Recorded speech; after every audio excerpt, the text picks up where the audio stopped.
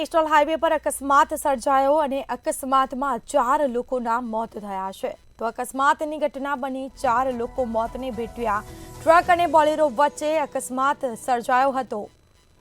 તો Chotila Rajkot national highway પર મોડી રાત્રે અકસ્માતની ઘટના બની।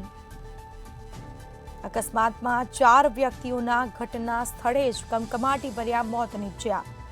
15થી વધુ વ્યક્તિને ઈજા પહોંચી। તેઓને તાત્કાલિક સારવાર અર્થે હોસ્પિટલ ખસેડાયા હતા। એક જ પરિવારની 4 મહિલાઓના મોત નીપજ્યા। વધુ વિગતો સાથે સંવાદદાતા સચિન પીઠવા ફોનલાઈન પર જોડાયા છે। જી, સુરેન્દ્રનગર નેશનલ હાઈવે પર અકસ્માત સર્જાયો અને 4 લોકોના ઘટના સ્થળે મોત નીપજ્યા। શું વિગત?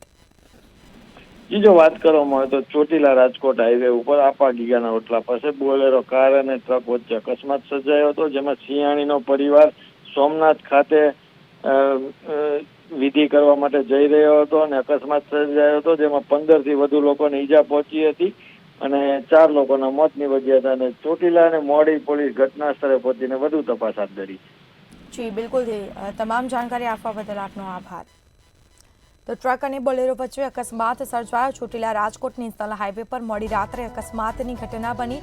15થી વધુ વ્યક્તિને ઈજા પહોંચતા તેઓને હોસ્પિટલ ખસેડવામાં આવ્યા।